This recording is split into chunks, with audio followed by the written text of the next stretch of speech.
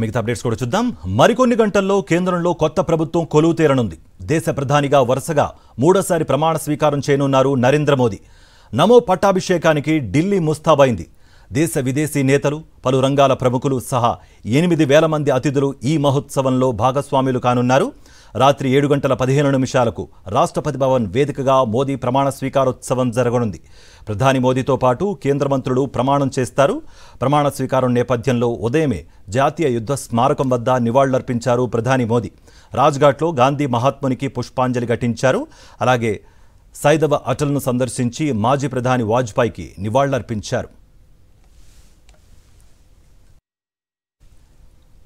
మరోవైపు కేంద్ర కేబినెట్ కూర్పు కూడా కొలిక్కొచ్చింది. మోదీ మంత్రివర్గంలో 52 మందికి చోటు లభించింది. రాజ్నాథ్ సింగ్, అమిత్ షా, గడ్కరీ, పీయూష్ గోయల్, సింధియా, శివరాజ్ సింగ్ చౌహాన్, అనురాగ్ ఠాకూర్, కిరణ్ రిజిజు, సురేష్ గోపికి కేంద్ర మంత్రివర్గంలో చోటు లభించింది. అటు జైశంకర్, నిర్మలా సీతారామన్, దేవేంద్ర ప్రధాన్, చిరాగ్ పాశ్వాన్, అర్జున్ మేఘ్వాల్, అశ్విని వైష్ణవ్, ప్రహ్లాద్ జోషి, మన్సుఖ్ మాండవీయ, ఇంద్రజిత్ సింగ్, రక్షా ఖడ్సే, జితేంద్ర సింగ్, ఇంద్రజిత్ సింగ్, శాంతాను ఠాకూర్, హర్దీప్ పూరిని కేంద్ర మంత్రి పదవి వరించింది. ఇక శోభా కర్లందాల్జే, రవనీత్ సింగ్, సర్బానంద్ సోనోవాల్, అన్నపూర్ణాదేవి, జితిన్ ప్రసాద్, మనోహర్ లాల్ ఖట్టర్, హర్ష మల్హోత్రా, నిత్యానంద రాయ్, మురళీధర్ మోహుల్, కృష్ణపాల్ గుర్జర్, గిరిరాజ్ సింగ్, అజయ్ తమ్తు, గజేంద్ర సింగ్ షెకావత్, శ్రీపాద్ నాయక్, సిఆర్ పాటిల్, సావిత్రి ఠాకూర్కు మంత్రి పదవులు లభించగా జేడీఎస్ నుంచి కుమారస్వామి, జేడీయూ నుంచి Lallan Singh, Ramnath Thakur, HAM chief Jithin wrong Manjhi, RLD నుంచి జయంత్ చౌదరి, షిండే శివసేన నుంచి ప్రతాప్ రావ్ జాదవ్, ఎన్సీపీ నుంచి ప్రఫుల్ల పటేల్, అప్నాదల్ నుంచి అనుప్రియ పటేల్, ఆర్పీఐ నుంచి రామ్దాస్ అథవాలేకు కేంద్ర మంత్రి పదవులు లభించాయి.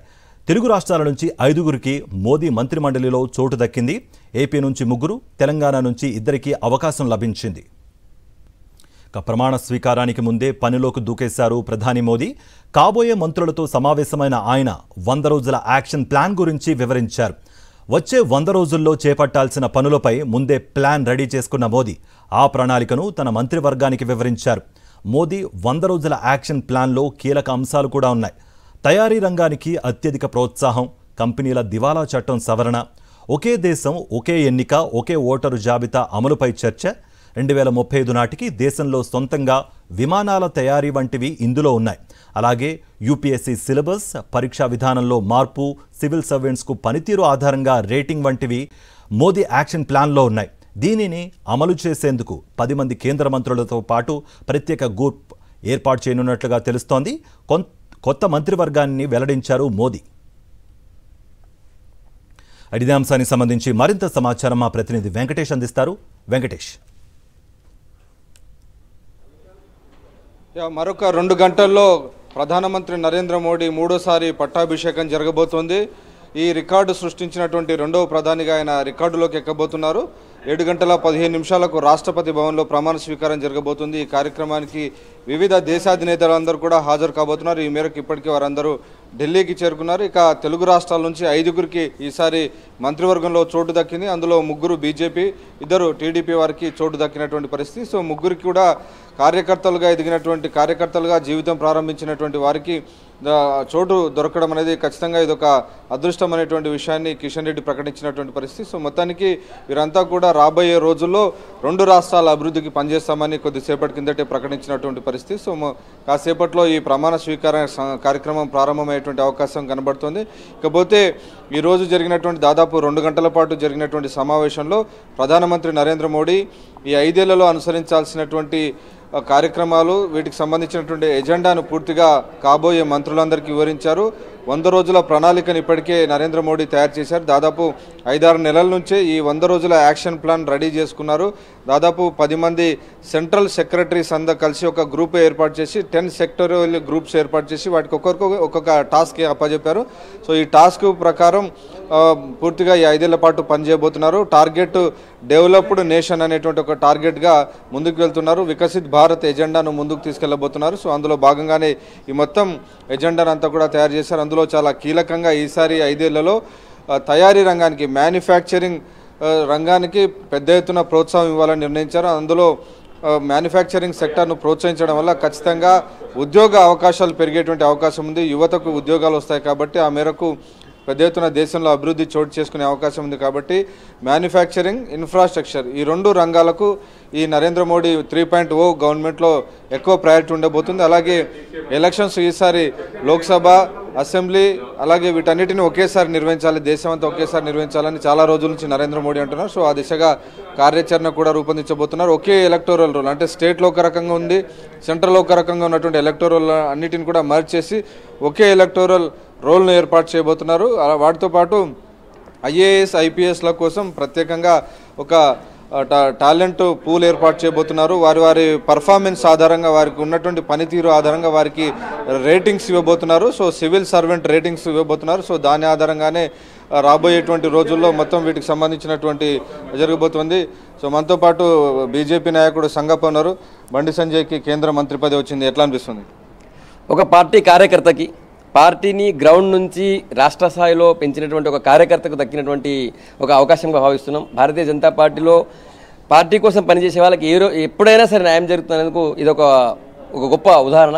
నిజానికి ఆయన రాష్ట్ర అధ్యక్షుడిగా మార్చిన తర్వాత రాష్ట్రంలోని క్యాడర్ అంతా డిసప్పాయింట్ అయింది. మేమంతా నిజంగా డిసప్పాయింట్ అయినాం. కానీ పార్టీ ఎప్పుడు కూడా నాయకులు, కార్యకర్తలు చేసేటువంటి కష్టాన్ని ఏమంటారు మర్చిపోదనేందుకు ఇది ఒక ఎగ్జాంపుల్.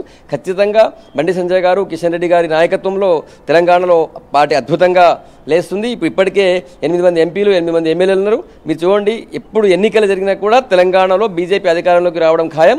దానికి కిషన్ రెడ్డి గారు, బండి సంజయ్ గారు ఇద్దరు మంత్రి కావడము, తర్వాత పార్టీ ఆల్రెడీ ఓట్ పర్సెంటేజ్ విపరీతంగా పెరిగింది. ఖచ్చితంగా నెక్స్ట్ తెలంగాణలో టైం బీజేపీది.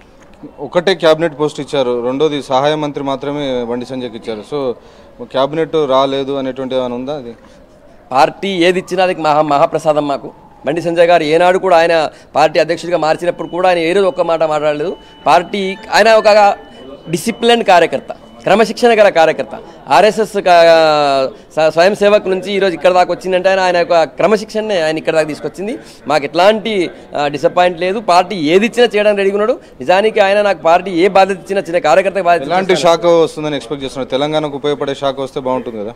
అది పార్టీ తర్వాత నరేంద్ర మోడీ గారు ఎవరికి ఏమి ఇవ్వాలని ఆయన డిసిజన్ చేస్తారు. ఆయన మహానుభావుడు, విశ్వానికి గురువు లాంటి వ్యక్తి. ఆయన ఖచ్చితంగా ఒక మంచి నిర్ణయం తీసుకుంటారని అనుకుంటున్నాను. సో మొత్తానికి బండి సంజయ్కు కేంద్ర మంత్రివర్గంలో చోటు దక్కడంపై ఆయన అనుచరులు, నాయకులందరూ కూడా జోష్లో ఉన్నారు. అకస్మాత్తుగా బీజేపీ తెలంగాణ అధ్యక్ష పదవి కోల్పోయిన బండి సంజయ్కి ఈసారి అధిష్టానం ఆయన్ను మంత్రివర్గంలో చేర్చింది. ఫలితంగా డెఫినెట్ గా క్యాడర్ అందరికీ ఒక సంకేతం పంపినట్లయింది. డెఫినెట్ గా మెసేజ్ వల్ల ఒక పార్టీలో జోష్ వస్తుందని ఎక్స్పెక్ట్ చేస్తుంది. వెంకటేష్, అంటే జేపీ నడ్డాను ప్రభుత్వంలోకి తీసుకుంటున్నట్టుగా కూడా తెలుస్తోంది. ఆయన స్థానంలో ఎవరిని తీసుకునే అవకాశం ఉంది? ఆయనకి ఎలాంటి న్యాయం చేయబోతున్నారు? నిజానికి జేపీ నడ్డా పదవీ కాలం కూడా దాదాపు పూర్తవుతుంది. కేవలం ఎన్నికల వరకు మాత్రమే ఆయనకు పొడిగింపించారు. సో ఆయనను క్యాబినెట్లోకి తీసుకోవాలని ప్రధానమంత్రి నరేంద్ర మోడీ నిర్ణయించారు.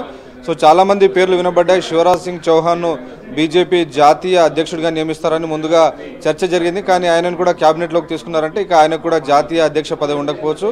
బహుశా రాజస్థాన్ నుంచి ప్రాతినిధ్యం వహిస్తున్నటువంటి భూపేంద్ర యాదవ్కు ఈసారి అధ్యక్ష పదవి వరించేటువంటి అవకాశం ఉందని ఒక చర్చ జరుగుతుంది. ఎందుకంటే ఇప్పటివరకు ఉన్నటువంటి జేపీ నడ్డా బ్రాహ్మణ సామాజిక వర్గానికి సంబంధించినటువంటి వ్యక్తి కాబట్టి ఈసారి యాదవ సామాజిక వర్గానికి సంబంధించినటువంటి వ్యక్తి, బీసీ సామాజిక వర్గానికి సంబంధించిన వ్యక్తి భూపేంద్ర యాదవ్ కాబట్టి ఈసారి భూపేంద్ర యాదవ్కు జాతీయ అధ్యక్ష బాధ్యతలు ఇచ్చేటువంటి అవకాశం ఉందని బీజేపీ వర్గాల్లో మాత్రం ఒక చర్చ జరుగుతుంది. సో ఈ నిర్ణయం జరగడానికి మరికొంత సమయం పట్టేటువంటి అవకాశం ఉంది. సో మిగిలినటువంటి విషయాలకు సంబంధించినటువంటి చూస్తే బీజేపీ డెఫినెట్గా ఎక్కడైతే యూపీ, రాజస్థాన్, మహారాష్ట్రలో కొంత చేదు ఫలితాలు చవి చూసిందో అక్కడ కోర్స్ కరెక్షన్ కూడా చేస్తామని చెప్పిన నేపథ్యంలో సో వాటిని దృష్టిలో పెట్టుకొని నెక్స్ట్ బీజేపీ ప్రెసిడెంట్ను నియమించే అవకాశం ఉంది.